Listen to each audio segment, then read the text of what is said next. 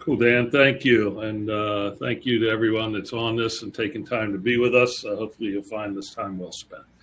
Our goal today is really to have you clearly understand the types of questions that you will be expected to be able to answer, given today's sort of ubiquitous pressure for efficient and profitable growth. It's no longer good enough to simply be able to tell your board what your various metrics and KPIs are. We're going to be talking about SaaS metrics, in fact, business metrics in general, and what's missing from the many metrics frameworks that are out there that actually prevent them from being tools to help you improve your overall outcomes. We'll briefly discuss our Data Drives Action framework as an effective methodology to ensure that your data becomes a legitimate tool to inform actions. And in particular, we're going to introduce a tool we call internally the question tree. And we have found it extraordinarily helpful to make sure that we are asking and therefore answering all the necessary questions in order to improve outcomes. We'll walk you through a few examples of how this works in real life, and then we'll finish up with some time for Q&A. So many of you are probably familiar with Ben Murray, who markets himself as the SaaS CFO, and he does a tremendous job at educating CFOs on the nuances of running SaaS businesses through his SaaS Academy, and also through all the great resources he has available on his website. And Ben, like many of the other metrics pundits, if you will, such as Ray Reich or David Spitz, consistently pounds the drum on the importance of knowing and tracking your performance metrics. Ben has a framework, which we're showing here, that sort of implies that different metrics matter at different stages of a business's maturity, where early focus is really around growth and later focus is around profitability and efficiency. And our perspective is that may have been true a few years ago when growth at all costs was still in vogue, but it's certainly not true anymore given this broad mandate for profitable or efficient growth. In fact, I'd argue that a focus on the efficiency metrics from day one will actually result in better growth. One thing to note is that many of these metrics apply whether you are a SaaS business or not. And being able to report these metrics is now jacks or better for any CFO. So we've all been there, right? Reporting on metrics, though, is just not the same as improving them. And though we've all been there where some of our metrics are just not where we need them to be, either relevant to our goals or relative to competitive benchmarks. Maybe your new bookings are lighter than expected. You're struggling to expand your current customers or even retain them. So you're not even close to meeting Rule of 40. And your LTV to CAC is sitting at 2, which sort of implies pretty weak unit economics to begin with. If you've got those metrics and you're burning through cash, you're in a very vulnerable position because investors really aren't interested in companies that aren't growing efficiently. So your board then mandates that you improve on all of these metrics, right? Since ultimately that will drive better valuation. And they're particularly concerned about driving up LTV to CAC to get that to a respectable level. So what do? Well, all the leaders typically start to look at their favorite siloed reports. Sales leader, Dan, can you back up a bit? There he goes. So sales leader looks at sales leaderboard dashboard to understand relative performance amongst his sales team. And he looks at open pipe to try to figure out what's real and what's not. The finance leader, she looks at her executive dashboard and it really doesn't tell her anything because it sort of says we got great pipeline, but yet way behind on bookings. So the pipeline really isn't great to begin with. The marketing leader, she looks at her lead funnel dashboard. She feels pretty good that she's generating a decent amount of leads, despite the fact that nothing's closing. And then there's the BDR leader, and he's looking at his meetings dashboard. And the customer success leader is looking at his account management dashboard, and so on. So each of these people are looking at their own dashboards, and then and trying to improve LTV to CAC ratio. They each come at it from their different angles. The head of marketing concludes she's going to get her agency involved to see if they can get more for their spend. The sales leader decides, well, geez, we can increase average deal size by moving up market, and that would help lower CAC and possibly increase LTV. The customer success leader hypothesizes that they could get better adoption and drive LTV by implementing a customer training program. And of course, the CFO resorts to her favorite tool, cost cutting, and dictates that marketing spend will be cut 20%, since her gut sort of says that it's not very productive anyway. And then she further recommends that the CS function gets eliminated and that salespeople take on full cycle responsibility, since they don't have enough top of funnel leads to keep them busy on new logos. Basically, they're each just banging on the tools they know of within their functional domain, playing a game of whack-a-mole, if you will, attacking what they think is obvious until the next obvious thing comes along. We've all been here, we've all done this, and we've all seen that it rarely works to improve outcomes. From our experience, this scenario exists because there is no alignment between sales, marketing, CS, finance, and even product on the right questions to ask and answer that will lead to decisions that improve outcomes. Some of you may have heard us talk in other webinars about the importance of knowing which questions you must be able to answer in order to compel you to take actions that will improve performance. The difference between an okay CFO and a great CFO is that they understand what the right questions are, that they need to be able to help the rest of the leadership team answer in order to drive those better outcomes. So in our little example here, an okay CFO can answer, what is our LTV to CAC ratio? The great CFO, on the other hand, can answer, how are we going to improve LTV to CAC from, let's say, 2 to 5? So, and there's a big difference between those questions, right? One is about getting better, one is just about stating current state. So if you knew the right questions you needed to be able to answer, you can then be very prescriptive and very focused on figuring out how do we get the data then to help us answer those questions. You'd be well past the days of having hundreds of dashboards and reports where nothing is actionable. You'd be well past the days of folks operating in their functional silos instead of in tight alignment. And most importantly, being able to answer the right questions will lead you to take actions that will very likely accelerate profitable growth, and with it, valuation.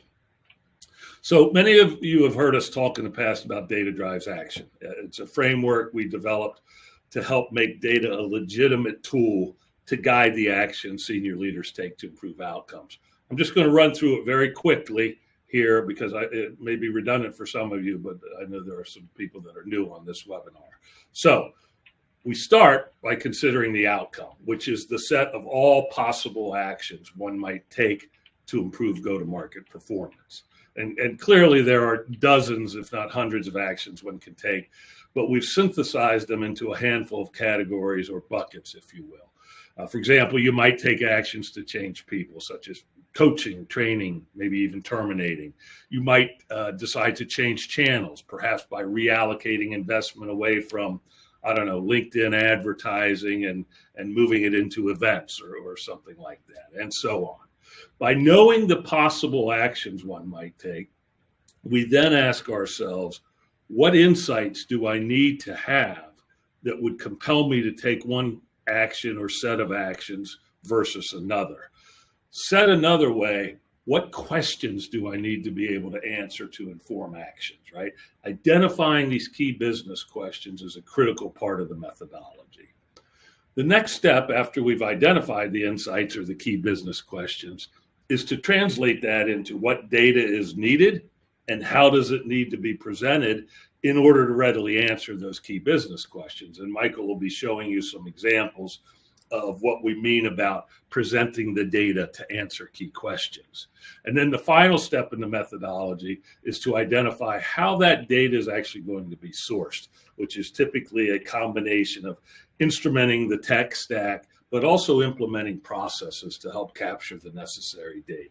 This whole data drives action methodology is really effective for achieving actionable data because it starts with the end outcome and it reverse engineers back to the tech and the processes so that we ensure a complete linkage that creates great go-to-market performance reporting. And again, we often talk about getting the insights part of this right being the most important part. In other words, making sure you're answering the right questions that will then compel productive actions. And what we're going to do today is talk to you about a method for determining the questions you need to be able to answer in order to move the business forward. And within this method, we're going to introduce a conceptual tool. It's actually a real tool that we use, but we call it the question tree. So let's talk about the question tree. It's part of our framework. We use this tool, and it helps us identify the right questions that need to be answered in order to inform decision making. Again, once we know the questions, then it's fairly straightforward for us to figure out how to instrument the tech and build processes to produce the data to get us the answers to those questions.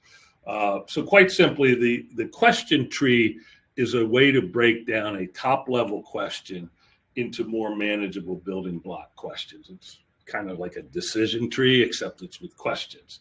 So back to our example, the mission we have to improve our LTV CAC from 2 to 5. The top level question is simply, how do I improve LTV to CAC? There are two basic choices here, right? One is you can increase LTV, or two, you can decrease CAC, or some blend of the two. So our second level questions are really that. How do I increase LTV, lifetime value, and how do I decrease CAC, customer acquisition cost? Now, let's say that we're focusing on the CAC part. Since CAC is the cost to acquire revenue, you can either increase the revenue acquired or you can reduce the money spent to acquire it. So third level questions that are aimed at increasing revenue are, how do I increase conversion rates? How do I increase average deal size? While third level questions that are aimed at reducing costs might be, how do I reduce the sales cycle, right? Because it's a faster sales cycle, it typically could need less salespeople to accomplish the same result. Or how do I reduce non-productive spend? So this is a very high level excerpt. What I'm going to do now is ask Dan to let me share my screen, and I'm actually going to pull up an example of this question tree, sorry.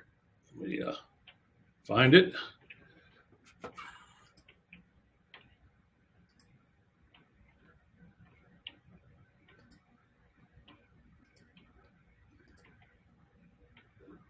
Okay, here it is. You clearly can't see it at this point because it's so small, but we'll just zoom in.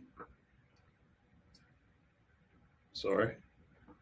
And you see, we are starting with the high level question, how do I improve LTV to CAC? There's two possible actions you can take. As I said before, you can increase LTV, you can reduce CAC. Let's focus on the reduce CAC side. So in the question tree, the next question is, how do I reduce or decrease CAC? 4 possible actions you can take. First is you can increase conversion rates. Second, reduce sales cycles. Third, reduce non-productive spend. Or fourth, increase average deal size. And just for the purposes of illustration, I'll just focus on 2 of these today. Let's take the increased conversion rates. So we break that down further and we say, if we're trying to increase conversion rates, then the first question we have to ask ourselves is, where do I have the most leakage in my lead to deal funnel? And we may calculate the most leakage in comparison to our model or what we had built into our plans, or maybe year over year, or in terms of industry benchmarks. And so what we do is we first want to understand, do I have the most friction / leakage in top of funnel, middle of funnel, bottom of funnel? And so we ask those questions, right? Is it in top of funnel? If it isn't top of funnel, and this is the part of the funnel where leads get turned into initial qualification. We say, okay, well, is this systemic, right? Is this across all channels and all sales teams, et cetera? Or is it segment specific, this leakage that I have? Is it, are we seeing more funnel leakage at the SMB segment than maybe the enterprise segment, or on the Eastern sales team, right? It could be sales team or salesperson specific. Is it channel specific type thing? So you get the point. The whole point of the question tree is to take this top level metric that you're trying to improve and dissect it down into the very specific questions that need to be asked to uncover, basically root cause and uncover specific opportunities for improvement. So similarly, if the primary leakage was in the middle of funnel, you'd ask yourself the same questions that you asked for top of funnel, but it's specifically for a different part of the funnel. And similarly for bottom of funnel. Now, let's go back to a different action. Maybe we aren't focused on increasing conversion rates, but instead we want to reduce non-productive spend. So what do we need to ask ourselves? Well, one of the things we want to look at is channel ROI. So which channels, paid search, LinkedIn advertising, events, outbound cold call prospecting, which of these channels have the best or worst ROI? Knowing that, you will naturally say, well, let's stop spending money on the ones that aren't very effective, right? Because we're probably just wasting money there. Same thing with your segments. However you segment your business, whether it's by industry vertical or company size or geo, whatever, you need to be able to ask yourself and answer the relative ROI on a segment basis. Another thing that we spend a lot of time with our customers on, we call it funnel balance. Do you have a balanced capacity on both top of funnel and bottom of funnel? A lot of the customers we go into, they have too many salespeople. What do we mean by that? They don't get enough lead support, right? You can argue the issue is not enough leads, or you can argue the issue is too many salespeople. In any case, the salespeople are sitting around not getting enough leads to actually, generate decent unit economics on the sales side. So you're actually wasting money on excess salespeople. Every once in a while, we see customers that are prolific lead generators and they don't have enough salespeople to actually follow up on them. So they're wasting money on the top of funnel in that case. So being able to understand and ask yourself whether you've got capacity balance between top of funnel and bottom of funnel is very important. Other things like, how can I shorten the ramp time for my new sales hires? What are the activity differences between best, worst rampers? What are the effectiveness differences, et cetera? So hopefully you get the point. And we're happy to share this if people want it, but we're trying to help you understand a methodology that you can use yourself. But it does require the discipline to sit down, take your top level metrics and dissect them into the questions, the possible actions you can take to improve them, and then the questions you need to be able to answer that will compel you to take those actions. So at this point, I'm going to stop sharing and I'm going to turn it over to Michael.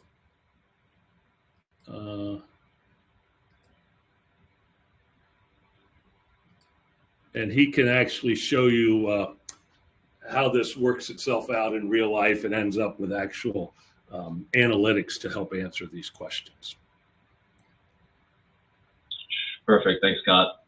And I'm going to start with kind of the part of the tree that we went down, kind of asking how do we improve CAC, and then starting with where do we have the most leakage in my lead deal funnel, right? So for those of you who aren't familiar, I'm currently using our Skill Matters software platform, using live customer data. This is a customer that's a B2B SaaS company, mid-size. They sell across the kind of spectrum from SMB through to enterprise. And the way that our funnel is structured here is first looking at how many leads are being created, How are those converting to meetings set, meetings held, pipeline opportunities being created through to deals, right?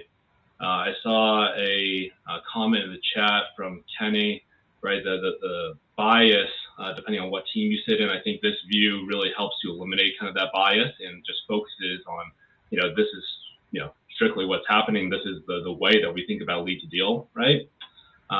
In kind of getting into this a little more, the left side, we have the plan or budget that our customer had put together. The right side is actuals, right? The reds and greens highlight where things are kind of performing well or are performing under plan. And if we look at where the most leakage is, right, I want to highlight that this conversion of we have lead zeros and lead ones and lead twos.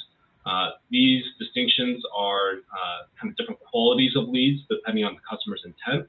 But specifically, the lead one conversion rate is really low, right? And that's driving this underperformance of meetings being set, which is flowing all the way through down to deal total, right? If we look at the conversion in the middle of the funnel from meeting set to meeting held, that's pretty decent. Meeting held to pipeline op, and then also close one kind of win rate. These conversions are decent, so I think we want to focus on this one right now in terms of how lead ones being converted to meeting set, right? So if we take this, further, we can dive into and look at, okay, well, for the lead ones that are being created, what strategies are they coming from, right? So here we see there's a large number of lead ones being created from our organic channel, and then also from a couple of types of event channels, right?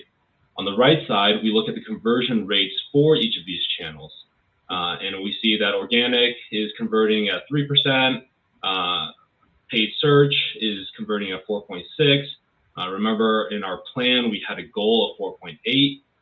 And then if we go back down, those other two channels that are creating a lot of L1s are performing at a very low conversion rate, right? So if we kind of look at this, right, we can conclude that 41% of the lead volume is coming from those two event channels, but the conversion is really low, right? And so that raises the question of what are we getting from these channels?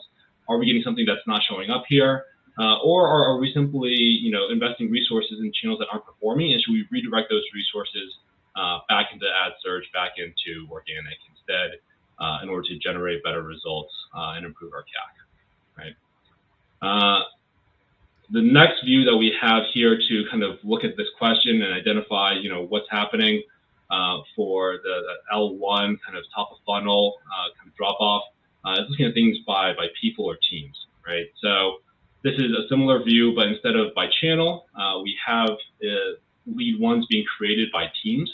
And you see that Team Hoffman has created the most kind of lead ones, but they're converting at the lowest kind of conversion rate compared to the other teams, right? So this is something where we'd want to kind of explore with the managers of these teams, or kind of dive into some additional data sets to understand what is happening with this team and why is the conversion performance for them specifically poor.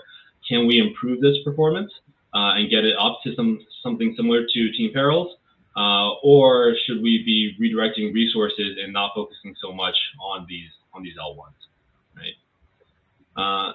The next view that we have here is something similar, but instead of by team, it's now by company prospect size or segment. So we have SMB, mid-market, emerging enterprise, and enterprise. And in this case, we see that a large number of enterprise leads are being created, but the conversion is very poor for those, right? And so that kind of raises the question that the strategies that the enterprise team is using to generate demand is probably not effective. There may be overlap even with those kind of event leads that we saw above, and we can kind of create more analysis to kind of dig into that. But this is another way for us to kind of see and look at and show, okay, if we go back to kind of the leaders that Scott was talking about, right? What leaders can we go to with what questions to seek to drive improvements for each of them, right? As opposed to everybody kind of going through and scattershot shooting their own approaches. Anything you would add to any of that, Scott? Nope, that's good, Michael. Okay, great. The last piece I'll just flash real quickly. on, it goes back to, the other question we had around how do we think about reducing ineffective spend. We have a way of showing the value of an opportunity and value of a lead, and kind of approximating for each of these cases, if you generate an opportunity, how much is that worth to your business? This is based on closed won deals. So ASP of those closed won deals, win rates, and backs into kind of this, like in this example, right? We have L1 from ad search. Those are worth $8,000 for each opportunity that gets created because they are won at a higher rate or have a higher ASP than these other channels, right? And this is a view that enables us to kind of quickly say, okay, well, for example, prospecting SDR performance here is, the value here, the ROI here is not being kind of as strong as perhaps ad search or prospecting AE. How do we evaluate, driving improvement in that channel, or do we think about redirecting resources, right? So I think those are kind of, again, some of the second and third level questions that we think would be valuable as you guys seek to improve your LTV to CAC and ultimately drive towards more efficient growth.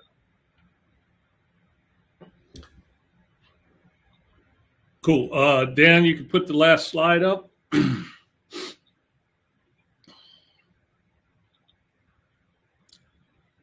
While he's doing that, that basically concludes the prepared part. So hopefully you got the connection here, which is we're trying to show a methodology, which we call the question tree, for being very clear and purposeful on the types of questions you need to be able to answer in order to drive actions that will improve outcomes. And then the benefit of getting those questions really nailed is it then allows you to figure out, well, how do we now go produce the tool to help us answer those questions? So that's what we were trying to demonstrate, was that full cycle, if you will. There are a couple of questions on the chat. We already answered a little bit about the bias, because the full funnel analytics kind of gets rid of it. Poor data, Kenny mentions that poor data hygiene is often a culprit, and we of course see that in all of our customers. And part of at least what we try to do with companies is get them on a standard way of instrumenting their environment, and then put some continuous data hygiene monitoring protocols in place so that we know that they're measuring the right stuff and that the quality of that data is good, which otherwise it isn't even worth analyzing. There's a question about attribution model that was used on the lead breakdown. We use something we call multi-cycle attribution, which is we typically want to attribute any given sales cycle for a person, a prospect, to whatever the most recent thing that kicked off sales activity. Because generally within the entire lead to deal process, the most expenses incurred once SDRs and or salespeople start getting engaged in the process. So just try to simplify this. If somebody came in from a paid search lead 2 years ago, we would attribute, and they got to maybe an opportunity, but then it didn't turn into anything. We would attribute that sales cycle for that lead to paid search. If now here we are 2 years later, and maybe a new SDR starts banging against the database and revives that person into a new sales cycle, we would treat that sales cycle and attribute that to SDR prospecting. So it's really, again, the most recent activity that kicked off the engagement by sales, if you will. Any other questions? Kenny had a question here about, this is towards the end of Michael's portion. He asked how customizable is this, meaning the data drives action dashboards that he was walking through. He was asking, can you add pipeline volume and opportunities and dollars of value, and dollar value? And Michael, do you want to answer that specifically around pipeline? Yeah, I think we have plenty of metrics that we can show around pipeline generation. Here, let me just share my screen again real quick. Let me go down to the bottom of this. So if you take a look at these two charts, right, this is on... You're not sharing yet, Michael. There you go. Take a look here, right? This is pipeline opportunity counts being created over the past 12 months by channel. This is on a cumulative basis, so we can see kind of over time what is the most representative. So there's a lot of metrics that we can show, again, with all of these cuts and dimensions to kind of narrow down on what's effective and what's driving, one pipeline and then two closed won deals. Yeah, there's also a pipeline waterfall view, so you can absolutely see in any given period of time what's pushed, what's got pulled in, what's increased in size, decreased in size, et cetera. Anyway, we're not here trying to sell the software. We're trying to get you guys focused on this process of identifying the right questions that you need to be able to answer. So hopefully we have been helpful in that regard. Thanks, Scott. Thanks, Michael.